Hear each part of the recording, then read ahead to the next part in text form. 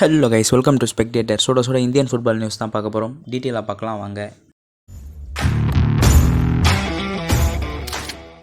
So இனிஷியலாக நம்ம என்ன பார்க்க போகிறோம், ஆல்ரெடி நம்ம அப்டேட் பண்ணிட்டுருப்போம். ஸோ கிட்டத்தட்ட பிளேயர்ஸ், அதாவது இந்தியன் ஆரிஜின் பிளேயர்ஸ் பார்த்தீங்கன்னா இந்தியாவை ரெப்ரசென்ட் பண்ணுறதுக்கு வாய்ப்பு இருக்கா, அந்த வருஷத்தில் இகோர் ஸ்டீமாக் அதை பற்றி பேசியிருக்காங்க. நம்ம ஆல்ரெடி அப்டேட் பண்ணிட்டுருப்போம். அந்த வருஷத்தில் இகோர் ஸ்டீமாக் ரீசெண்டாக உஸ்பெகிஸ்தான் மேட்ச் தோற்றதுலேருந்து பார்த்தீங்கன்னா மொழியும் அதை கொஞ்சம் அப்ரோச் பண்ணியிருக்காரு, அதை பற்றி மொழி பேச ஆரம்பிச்சிருக்காரு அப்படின்னு நம்ம சொல்லலாம். அந்த வருஷத்தில் இந்தியன் ஆரிஜின் பிளேயர்ஸை பார்த்தீங்கன்னா நம்ம இந்தியாவை ரெப்ரசென்ட் பண்ணுறதுக்காக வாய்ப்பு இருக்கா, ஸோ அனோட் பண்ணுங்கள் அப்படின்ற மாதிரி சொல்லியிருப்பாரு. ஸோ எதனால் அப்படின்னு பார்த்தீங்கன்னா, ஸோ ரீசெண்டாக ஈராக் பார்த்தீங்கன்னா ஜப்பானை வீழ்த்தியிருப்பாங்க 2-1. அந்த மேட்ச் ரொம்ப சூப்பராக இருந்திருக்கும். நம்மளும் பார்த்தீங்கன்னா ஈராக்கை கம்பேர் பண்ணி ஸோ கிட்டத்தட்ட 2-2 நம்ம ட்ரா பண்ண டீம் இப்போ பார்த்தீங்கன்னா ஈராக் வின் பண்ணியிருக்காங்க ஜப்பானை. அப்போ நம்மளும் அதே ஸ்டாண்டர்டில் இருக்கும்னு ஒரு பக்கம் பேசினாலும், மறுபக்கம் ஈராக் பார்த்தீங்கன்னா அவங்களோட அதாவது ஆல்மோஸ்ட் 11 ஈராக் ஆரிஜின் பிளேயர்ஸ், அவங்களோட அதாவது ஈராக் வம்சாவளியை சேர்ந்த 11 பிளேயர்ஸை பார்த்தீங்கன்னா அவங்களோட ஸ்குவாடில் வச்சுருந்தாங்கன்னு சொல்லலாம். கண்டிப்பாக அவங்க மூலிமா ஏகப்பட்ட கேம் அவங்களுக்கு இம்ப்ரூவ் பண்ண ரொம்ப உதவியாக இருந்திருக்கும். ஸோ இதெல்லாம் தான் ரொம்ப முக்கியம் அப்படின்ற மாதிரி இகோர் ஸ்டீமாக் சொல்ல வராரு. ஸோ அது மட்டும் இல்லாமல் ரீசெண்டாக FIFA வேர்ல்டு கப் 2022 பார்த்தீங்கன்னா மொரோக்கோ ஒரு நல்ல கேம் ஷோ பண்ணியிருப்பாங்க, ஒரு நல்ல இடத்துல ஃபினிஷ் பண்ணியிருப்பாங்கன்னு சொல்லலாம். அதில் கூட பார்த்தீங்கன்னா அவங்களோட 26 மெம்பர் ஸ்குவாடில் கிட்டத்தட்ட 14 பேர் பார்த்தீங்கன்னா மொரோக்கன், அதாவது அவங்களோட ஆரிஜின் பிளேயர்ஸை தான் இருந்தாங்க அப்படின்னு நம்ம சொல்லலாம். ஸோ ஈவன் ஈராக் மேட்ச்சில் கூட பார்த்தீங்கன்னா அவங்களோட ஆரிஜின் பிளேயர்ஸை வாய்ப்பு கொடுத்துருக்காங்க அப்படின்னு நம்ம சொல்லலாம். அந்த வருஷத்தில் இந்த மாதிரி ஆரிஜின் பிளேயர்ஸ் ரொம்ப முக்கியம். எதனால் அப்படின்னு பார்த்தீங்கன்னா அவங்களோட ஸ்டாண்டர்டை நெக்ஸ்ட் லெவல் கொண்டு போகிறதுக்கு. ஸோ ஏன்னா அவங்க வந்து பார்த்தீங்கன்னா வேறு இல்லை டாப் லீக்கில் ப்ளே பண்ணியிருப்பாங்க. பட் இங்கே அவங்களோட நேஷனுக்கு ரெப்ரசென்ட் பண்ணால் கண்டிப்பாக அவங்களோட நேஷனல் கேம் ரொம்ப இம்ப்ரூவ் ஆகும். அந்த வருஷத்தில் இகோர் ஸ்டீமாக் என்ன சொல்லியிருக்காரு அப்படின்னு பார்த்தீங்கன்னா, ஸோ கண்டிப்பாக இந்த மாதிரி அலோவ் பண்ணி ஆகணும், இந்த மாதிரி இந்தியன் ஆரிஜின் பிளேயர்ஸை பார்த்தீங்கன்னா நம்ம இந்தியன் டீமுக்கு ரெப்ரசென்ட் பண்ணுறதுக்கு அப்படின்ற மாதிரி. ஸோ இதில் என்ன முக்கியமாக சொல்லியிருக்காங்கன்னா எனக்கு பெருசாக தெரில. ஸோ கிட்டத்தட்ட எல்லா கண்ட்ரியும் பார்த்தீங்கன்னா அலோவ் பண்ணிட்டு தான் இருக்காங்க, எந்த கண்ட்ரியும் இந்த அலோவ் பண்ணாமலாம் இல்லை அப்படின்ற மாதிரி சொல்லியிருப்பார். ஸோ இதுலேருந்தே தெளிவாக தெரியுது அவரோட இன்டென்ஷன். அது மட்டும் இல்லாமல் கிட்டத்தட்ட நம்மளோட இந்தியன் ஆரிஜின் பிளேயர்ஸ் எல்லாமே பார்த்தீங்கன்னா யூரோப்பில் இருக்கிற டாப் லீக்கில் ப்ளே பண்ணிட்டு வராங்க. கண்டிப்பாக இந்தியன் டீம் அவங்க ரெப்ரசென்ட் பண்ணாங்கன்னா கண்டிப்பாக அவங்களோட கிரெடிட்ஸ், அவங்களுக்கு ஏற்ற கிரெடிட்ஸும் சரி, அவங்களுக்கு ஒரு பிகர் அச்சீவ்மெண்ட்ஸாக இருக்கும். இதை பற்றி எல்லோரும் பேசவும் ஆரம்பிப்பாங்க. ஸோ கண்டிப்பாக இந்தியன் ஃபுட்பால் நெக்ஸ்ட் லெவல் கொண்டு போக ரொம்ப உதவியாக இருக்குன்ற மாதிரி சூப்பராக சொல்லியிருப்பார் நம்ம இகோர் ஸ்டீமாக். ஸோ இதை பற்றி ஆல் இந்தியன் ஃபுட்பால் ஃபெடரேஷனோட பிரசிடென்ட் கல்யாண் சௌபி என்ன சொல்லியிருக்காரு, அதை பற்றி டீட்டெயிலாக பார்க்கறதுக்கு முன்னாடி நம்ம இந்தியன் டீம் அடுத்த மேட்ச் பார்த்தீங்கன்னா சிரியாவை எதிர்கொள்ள போகிறாங்க. அந்த மேட்சோட ப்ரிவியூ முடிஞ்சால் நான் சீக்கிரமாக கொண்டு வர பார்க்குறேன்.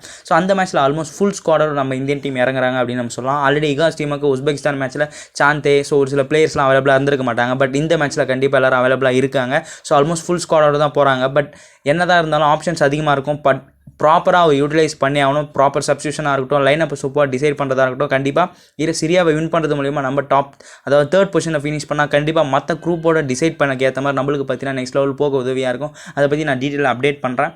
நெக்ஸ்ட் என்ன பார்க்க போகிறோன்னா, நார்த் ஈஸ்ட் யுனைடெட் ரொம்ப நல்லா பண்ணிட்டு வராங்க. எஃப்சி கோவா வேறு ஆக்சுவலாக கேரளாவை பீட் பண்ணியிருப்பாங்கன்னு சொல்லலாம். ஸோ அது மட்டும் இல்லாமல் ISL last match FC Goa கிட்ட ரொம்ப ஃபைட் பண்ணி ட்ரா பண்ணியிருப்பாங்க. அந்த வருஷத்தில் நார்த் ஈஸ்ட் யுனைடெடோட பெட்ரோ பெனாலி பார்த்தீங்கன்னா சூப்பராக மூவ் பண்ணிட்டு வராரு. சைனிங்கில் ரீசெண்டாக டிஃபெண்டரை சைன் பண்ணாங்க, நல்லா பண்ணிட்டு வராரு. அந்த வருஷத்தில் பார்த்தீங்கன்னா ஆஸ்திரேலியன் ஃபார்வர்டான டாமி ஜூரிக் அவரை பார்த்தீங்கன்னா சைன் பண்ணியிருக்காங்க. அஃபிஷியல் அனௌன்ஸ் பண்ணிவிடுவாங்க, நான் கூடிய சீக்கிரம் அப்டேட் பண்ணுறேன். அந்த வருஷத்தில் டாமி பார்த்தீங்கன்னா கிட்டத்தட்ட FIFA வேர்ல்டு கப் 2018 ஆஸ்திரேலியன் ஸ்குவாடில் இடம் பிடிஞ்சிருக்காரு.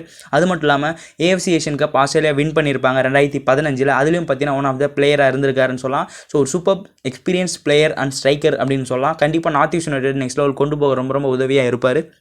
Already North East United ISL பார்த்தீங்கன்னா ஸ்டார்டிங் கொஞ்சம் இன்கன்சிஸ்டன்சியாக இருந்தாங்க. இடையில ஒரு அதாவது ஸ்டார்டிங்கில் கன்சிஸ்டன்ஸாக இருந்த நார்த் ஈஸ்ட் யுனைடெட் ஈவன் சென்னைனா கூட பீட் பண்ணியிருப்பாங்க. அதுக்கப்புறம் கொஞ்சம் இன்கன்சிஸ்டன்சி மிஸ் பண்ணாங்க. But second half of ISL கண்டிப்பாக அது ரிட்டர்ன் கொண்டு வருவாங்க, அதுக்கேற்ற சைனிங்கை மேற்கொண்டுட்டு வராங்க அப்படின்னு நம்ம சொல்லலாம். நெக்ஸ்ட் என்ன பார்க்க போகிறோம், Mumbai city versus Chennai match தான். ஸோ சென்னை பார்த்தீங்கன்னா கிட்டத்தட்ட ஒரு கோல் ஸ்கோர் பண்ண முடிஞ்சிருக்காது. அதாவது last time super cup Thomas team கிட்ட, இதே இந்தியன் டீம் கிட்ட நம்ம டீம் ஒருமே ஸ்கோர் பண்ண முடியல. பட் இதே தான் இப்போது இங்கே வந்திருக்கு. ஈவன் ஒரு செட் ஆஃப் அதாவது ஃபாரின் பிளேயர்ஸோட தான் மும்பை சிட்டி மூவ் பண்ணாங்க. அந்த சூப்பர் கப் போலவே தான் இப்போது அவங்களோட கம்ப்ளீட் இந்தியன் பிளேயர்ஸை வச்சே நம்மளால் டேக்கிள் பண்ண முடியல. லாஸ்ட் டைம் தாமஸ் போகிறதுக்கு முக்கியமான காரணமே இந்தியன் பிளேயர்ஸை வச்சு நம்மளால் வின் பண்ண முடியலன்ற மாதிரி. இப்போ இங்கேயும் அமன் கைலனுக்கோ பார்த்தீங்கன்னா ஈவன் 6 ஃபாரினர்ஸ் வச்சும் அவங்களும் ஒரு ஃபாரினர்ஸ் வச்சுருந்தாங்க. அந்தளவுக்கு quality players, important key players Mumbai City கிட்டே இல்லை. அவங்களும் ஒரு ஆல்மோஸ்ட் நீங்கள் அவங்களோட கேம் பார்த்தா எங்கே பார்த்தாலும் இந்தியன் பிளேயர்ஸாக தான் இருப்பாங்க. குர்கேட், சிக்காரா, ஸோ இந்த மாதிரி ஏகப்பட்ட பிளேயர் நல்லா பண்ணிட்டு வந்தாங்க. ஈவன் கோல் ஸ்கோர் பண்ண வால்பியாவெல்லாம் நம்ம எக்ஸ்பெக்டே பண்ணியிருக்க மாட்டோம் கோல் ஸ்கோர் பண்ணுவாரானா. அவர்லாம் வந்தார். அந்த வருஷத்தில் 6 ஃபாரின் பிளேயரோட போன சென்னை எஃப்சியாக பார்த்தீங்கன்னா ஒரு மேட்ச் கூட மும்பை சிட்டியை வின் பண்ண முடியல அப்படின்னு நம்ம சொல்லலாம். லாஸ்ட் சூப்பர் கப்லேயும் மிஸ் பண்ணிட்டோம், இந்த சூப்பர் கப்லேயும் பார்த்தீங்கன்னா தோற்றுருப்போம் அப்படின்னு நம்ம சொல்லலாம். ஸோ லைன் அப்லேருந்தே மிஸ்டேக் மேக் பண்ணியிருப்பார் நம்ம அவன் கையில். ஏன்னா ஒரு பக்கம் சமிக் மித்ரா ஓகே நல்ல பிளேயர் ஸோ சான்ஸ் கொடுக்குறாங்க. இன்னொரு பக்கம் ரொமேரியோ ஸ்டார்ட் வந்து எல்லாரும் பர்சனலாக ரொம்ப ஹாப்பியாக இருந்திருப்பாங்க. பட் விங்கர்ஸை சூஸ் பண்ணது கொஞ்சம் மிஸ்டேக் பண்ணியிருக்காரா? ஸோ ஏன்னா ரொமேரியோ மூவ் பண்ணார், பட் நின்தாய், வின்சி, ஜித்தேஸ்வர்லாம் பெஞ்சில் இருந்தாங்க. ஸோ அவங்களுக்குலாம் மூவ் பண்ணியிருந்தா இன்னும் பெட்டராக இருந்திருக்கும். ஸோ லைனப்பில் கொஞ்சம் மிஸ்டேக் பண்ண மாதிரி இருந்துச்சு.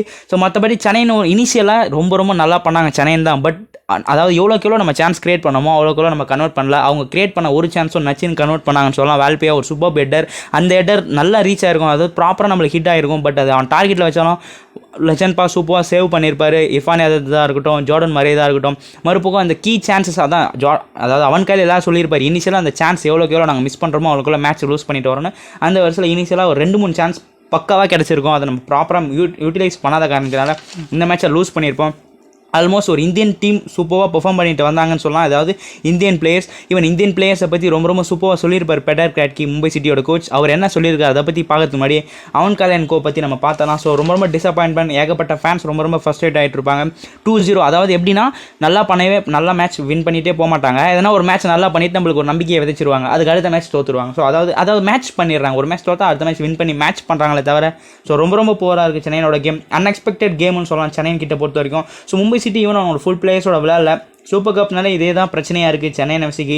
ஸோ இது ஒரு நல்ல வாய்ப்பு. நம்ம ஈவன் அவங்க இந்தியன் பிளேயர்ஸ் அதாவது ஃபுல் ஸ்குவாடோட ப்ளே பண்ணும்போது நம்ம கஷ்டப்படுறோம். இந்தியன் பிளேயர்ஸ் வச்சு அழகாக பீட் பண்ணியிருந்தா செமிஃபைனலில் போய் நம்ம தோற்றுருந்தாலும் இல்லை அதுக்கு அடுத்தது நம்ம அப்புறம் டிசைட் பண்ணிடலாம். பட் இந்த மேட்சை வின் பண்ணலாம். ஸோ ஒரு சூப்பர் கேமாக இருந்திருக்கும்னு எதிர்பார்த்தோம். ஸோ ஃபஸ்ட் ஹாஃபில் அந்த சான்சஸ் எப்போ அவங்க ஒரு கோல் ஸ்கோர் பண்ணாலும் அதுக்கப்புறம் நம்ம அட்டாக்கிங் பண்ணுறோம், கன்வெர்ட் பண்ணலாம். அந்த ஃபினிஷரை மிஸ் பண்ணோம். ஸோ கண்டிப்பாக லாஸ்ட் சீசன் இந்த பிளேயர்ஸ் எல்லாம் மிஸ் பண்ணியிருப்போம். எல்லாரும் ரொம்ப அதாவது கோவப்பட ஆரம்பிச்சிட்டாங்க. இந்த பிளேயர் இருந்தால் நல்லா இருந்திருக்கும், இந்த பிளேயர் இருந்தால் நல்லா இருந்திருக்கும்னு. ஏன்னா அந்த சான்ஸை யூட்டிலைஸ் பண்ணல, அதை கன்வெர்ட்டும் பண்ணலன்னு சொல்லலாம் ஜார்டன் மாதிரி. ஸோ ரொம்ப டிசப்பாயின்ட் மேட்ச். மறுபடியும் அதை பற்றி பேச விரும்பல. இதுக்கப்புறம் நம்ம ஐஎஸ்எல்ல மீட் பண்ணலாம். அந்த ஐஎஸ்எல் எப்போ ஸ்டார்ட் ஆகும் அதை பற்றி டீட்டெயிலாக பார்க்கலாம் வாங்க. ஸோ செமிஃபைனலுக்கு மூவ் பண்ணிட்டாங்க. குரூப் சிலேருந்து மும்பை சிட்டின்னு சொல்லலாம். ஸோ குரூப் ஏல பார்த்தீங்கன்னா ஈஸ்ட் பெங்கால் சூப்பர் வின், அதுக்கப்புறம் ஜம்ஷத்பூர். இப்போ குரூப் சியில் மும்பை சிட்டி மூவ் பண்ணியிருக்காங்க. அண்ட் இன்னைக்கு நடக்க இருக்க எஃப்சி கோவா ஒடிசா மேட்ச் ரொம்ப சூப்பராக இருக்கும்னு சொல்லலாம். அதில் எந்த டீம் மூவ் பண்ணோம் உங்களோட தாட் கமெண்ட்டில் சொல்லுங்கள். அண்ட் செமிஃபைனல்ஸில் என்னென்ன ரிசல்ட்ஸ் நடந்துச்சு சூப்பர் கப்பில் அதை பற்றி நம்ம டீட்டெயிலாக பார்க்கலாம். அண்ட் நெக்ஸ்ட் ஐஎஸ்எல் எப்போ ஸ்டார்ட் ஆக போது நான் சொல்லியிருப்பேன். ஐஎஸ்எல் பார்த்தீங்கன்னா February 3 பார்த்தீங்கன்னா ஸ்டார்ட் ஆகிருக்கு. அதாவது செகண்ட் ஹாஃப் ஆஃப் ஐஎஸ்எல் பார்த்தீங்கன்னா சூப்பர் கப் காரணத்தினாலும் ஏஎஃப்சி ஏஷியன் கப் காரணத்தினாலும் நிறுத்தி வைக்கப்பட்டிருக்கும். அந்த வருஷத்தில் Feb 3 பார்த்தீங்கன்னா second half of ISL start ஆக இருக்குது. ஸோ இதில் என்ன முக்கியம்னா டேட் சேஞ்ச் ஆக வாய்ப்பு இருக்குது. எதனாலனா ஸோ இந்தியன் டீம் பார்த்தீங்கன்னா சிரியாவுக்கு எதிராக நாளைக்கு மோத இருக்காங்க. அந்த மேட்சை சிரியன் கிட்ட நம்ம வின் பண்ணிவிட்டு மற்ற குரூப்போட கம்பேர் பண்ணும்போது இந்தியன் டீம் ரவுண்ட் ஆஃப் 16க்கு மூவ் பண்ணிட்டாங்கன்னா ஸோ ஐஎஸ்எல் ஸ்டார்ட் ஆகிற டேட் மாறி போக வாய்ப்பு இருக்குது.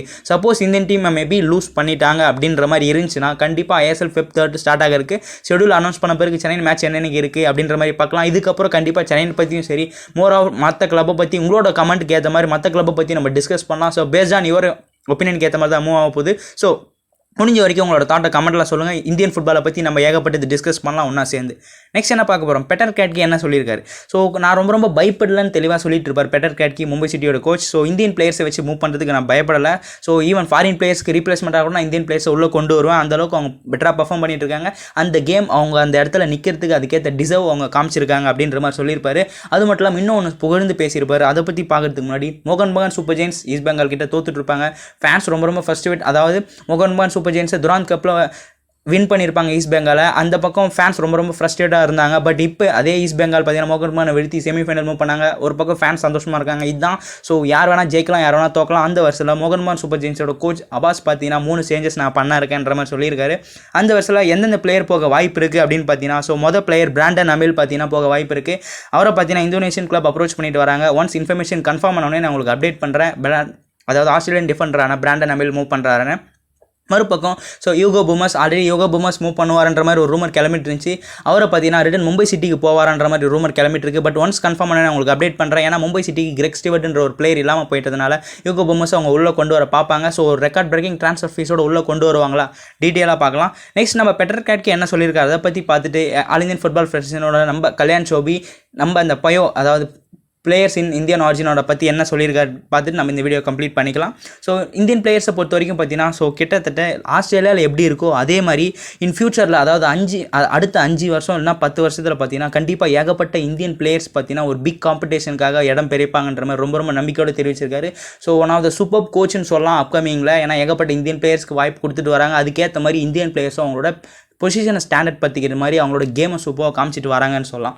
நெக்ஸ்ட் நம்ம ஆல் இந்தியன் ஃபுட்பால் ஃபெடரேஷனோட பிரசிடென்ட் என்ன சொல்லியிருக்காரு அப்படின்னு பார்த்தீங்கன்னா, ஸோ கண்டிப்பாக ஆல் ஓவர் வேர்ல்டில் எங்கெங்கே இந்தியன் பிளேயர்ஸ் இருக்காங்க, இந்தியன் ஆரிஜின் பிளேயர்ஸ், அதாவது இந்தியன் சிட்டிசன், ஃபாரின் சிட்டிசன் வச்சுட்டு இருக்கிற இந்தியன் பிளேயர்ஸ் எங்கெங்கெல்லாம் இருக்காங்களோ அவங்கள பற்றி மொத்த இன்ஃபர்மேஷனை கலெக்ட் பண்ணி ஸோ முடிஞ்ச வரைக்கும் அவங்கள இந்தியன் டீமை நெக்ஸ்ட் லெவல் கொண்டு போகிறதுக்கான பிளேஸ் அவங்களுக்கு அங்கீகரிப்போன்ற மாதிரி சொல்லியிருக்காரு. ஸோ உங்களோட தாட் சொல்லுங்கள் இந்த வீடியோ பற்றி. அண்ட் ஃபியூச்சர் இந்தியன் ஃபுட்பால் இன்ஃபர்மேஷனுக்கு ஸ்பெக்டேட்டரை ஃபாலோ பண்ணிப்பீங்க எதிர்பார்க்குறேன். Let's go Indian football.